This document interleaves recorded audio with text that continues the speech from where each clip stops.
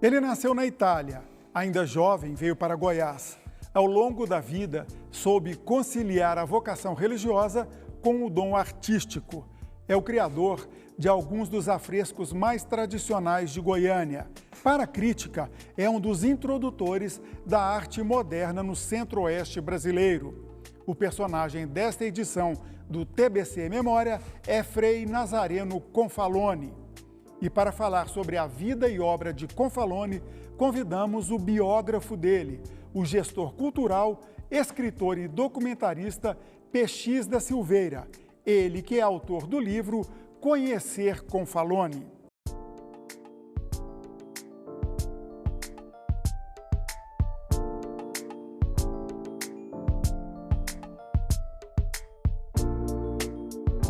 Olá, PX, um prazer ter você aqui com a gente. É um prazer todo meu estar aqui no TBC Memória.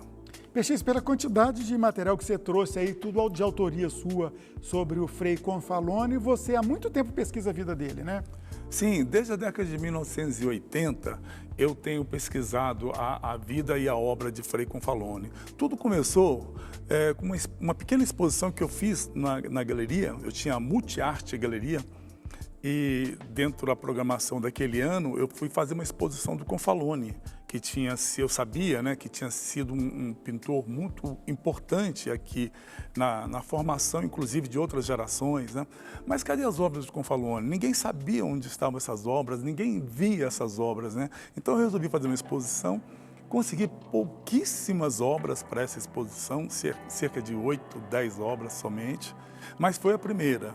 E ela serviu para que eu me apaixonasse definitivamente pela obra do Frei. E daí todos esses livros aqui, eu tenho uma dezena de livros sobre ele, eu trouxe aqui uns 5, 6 para mostrar para vocês e para o ouvinte. Pois é, eu vou até inverter o roteiro aqui da entrevista, que mais para o final a gente ia falar, inclusive, do que você está procurando obras do Confalone. Quer dizer, desde aquela época você está atrás do acervo dele e ainda assim tem coisa que não foi encontrada. Como que é isso? Olha, o Confalone, ele era um pintor voraz, né? Ele não podia ficar parado, que ele já pegava um papel, já ficava desenhando, ele era compulsivo. O Amaury Menezes, conversando com ele, a gente chegou a mais ou menos uma ideia de que o Confalone teria pintado 5.000 obras em sua vida.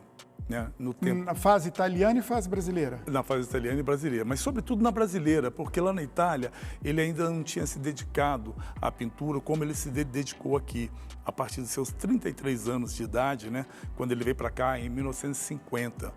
Então, dessas 5.000 obras que ele teria feito, eu já consegui, nesse projeto Razoner Confalone, catalogar quase 1.600 obras, né? Já passei de 1.500.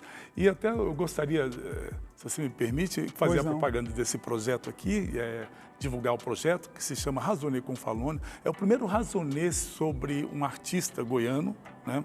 Eu comecei a fazer em 2015, né? E de lá para cá eu já consegui catalogar essas obras, né? Mas ele ainda está em aberto. Bom, Frei Nazareno nasceu em 1917, lá na Itália, morreu aos 60 anos de idade aqui em Goiânia. Ele viveu um pouco mais da metade da sua vida na Itália, mas parece que a identidade dele com nós goianos foi muito forte, né? Foi. Ele veio para cá porque ele foi convidado por Dom Cândido Penso. Ele era da Diocese de Goiás. Cidade de Goiás. Perfeito. E cuidava da Igreja do Rosário, lá em Goiás.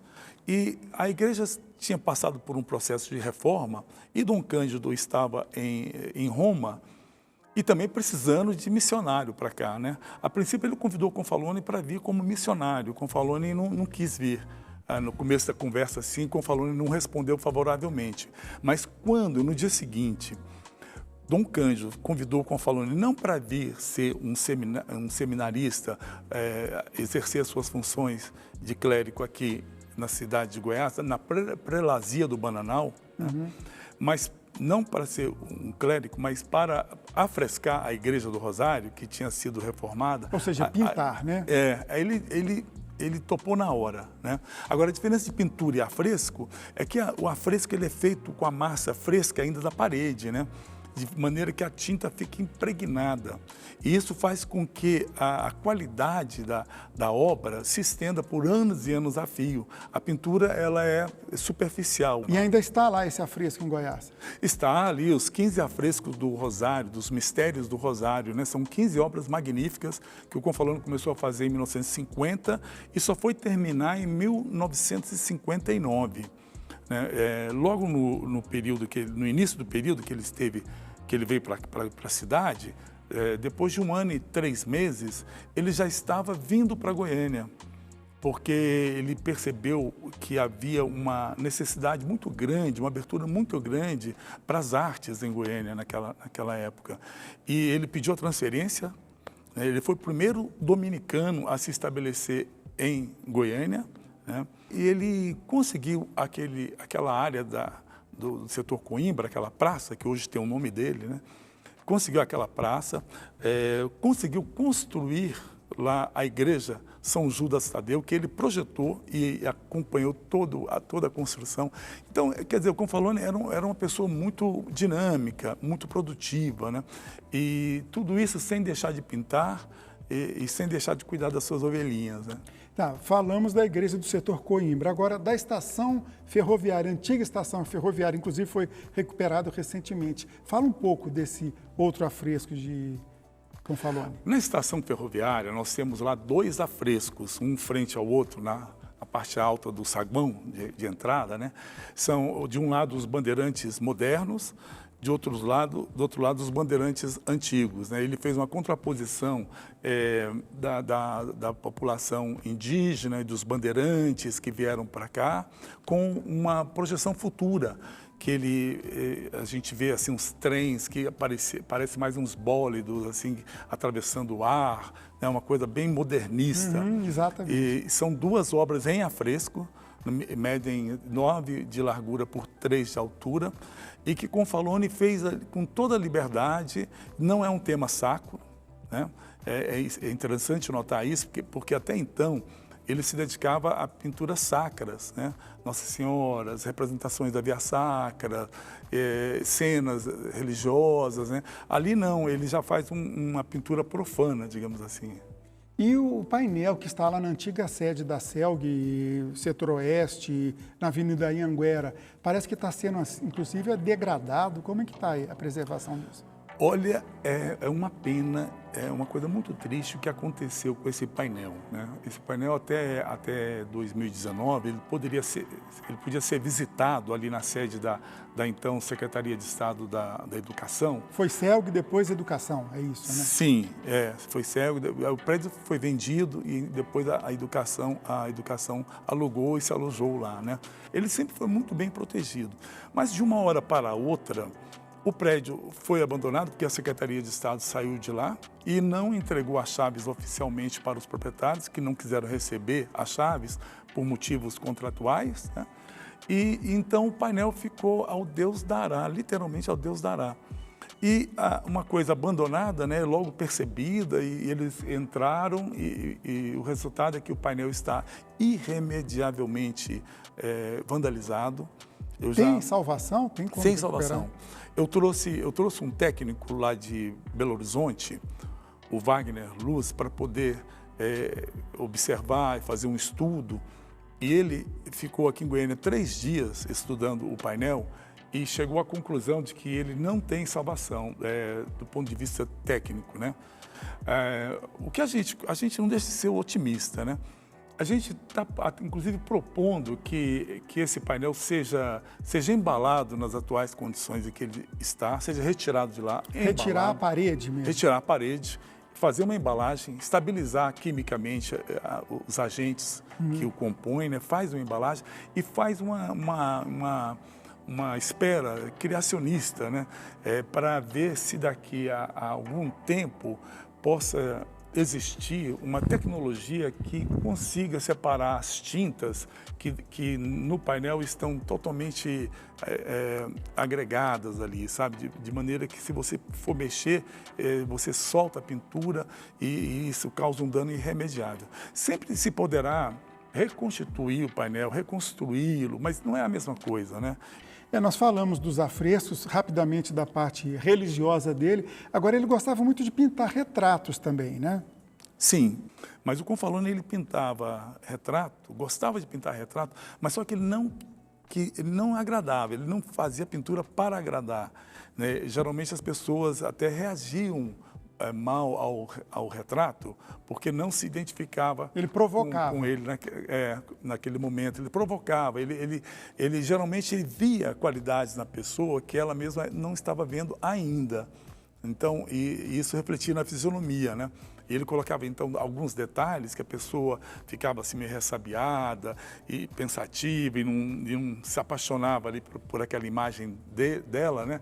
Mas que depois, com o passar do tempo, é que via como o Confalone conseguiu antever, né? Como o Confalone conseguiu representar visualmente o que a pessoa agora sente, agora se vê. Sabe? E o Confalone modernista, como é que foi isso, ele trazer a vanguarda da arte para Goiás? Olha, isso foi muito importante porque o Confalone foi para nós um marco zero, né? Antes dele, Goiás tinha aquela arte ali que, pela história, você via, por exemplo, os paisagistas, né? Os desenhistas, com aqueles temas bucólicos e tal. O Confalone chegou com uma imagem, com a informação da arte moderna, que ele tinha estudado na Academia de Firenze, né? Ele estava ali em pleno efervescer da arte moderna no mundo, né? E ele trouxe com ele essa bagagem. Então, o fato do Confalone ter chegado em 1950 adiantou o relógio da nossa evolução cultural nas artes, sabe?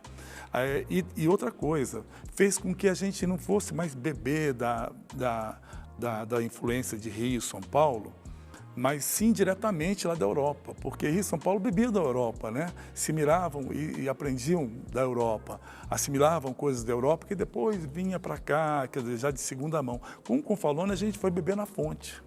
Interessante. Uma coisa curiosa da vida de Frei Nazareno Confalone, que nem todo mundo tem conhecimento disso, mas diz que ele era atleticano roxo, fanático, né? Torcia para o Atlético. O que você já pesquisou sobre isso? Verdade, verdade. Confalone era apaixonado pelo Atlético, até o ponto de até não poder ver alguns jogos que ele ficava, o coração dele não aguentava, ele tinha que sair. E aí ele tinha uma total simbiose com o time, que depois das vitórias, consta que o Atlético ia para a igreja agradecer em missa que o Confalone celebrava, né? Mas ele ia para o boteco também beber. Nós temos até uma foto aí dele comemorando a vitória do Atlético. Verdade, verdade. Ele não se furtava de comemorar com o time dele, né? E muito menos de tomar uma cervejinha ou um bom vinho, né? O Confalone era um bom vivant, ele gostava de vinho acompanhando refeições e depois ele cantava, ele era um contralto. Olha que interessante. Ele tinha uma voz assim que encantava as pessoas, sabe? Sempre. PX, para encerrar, já que nós estamos nessa conversa meio profana, meio sacra de Confalone, uma última pergunta. Você acha que ele era mais religioso ou mais artista? Olha, a pergunta é muito boa, né? E eu não consigo respondê-la. Apenas eu vou te falar o seguinte.